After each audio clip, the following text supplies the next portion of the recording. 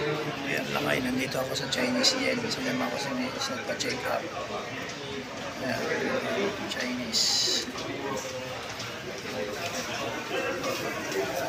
Katatapos lang namin pa-check up. Uwi na kami. Dapat kami ng ganitong oras. Ayan, pauwi na kami. Nag-aantay na lang kami ng sasakyan.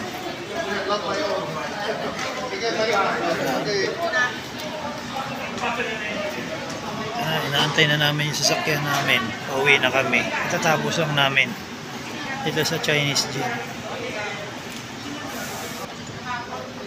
Chinese. Hindi kita yung pangalan niya kasi nakaukit lang sa papel. Chinese General Hospital.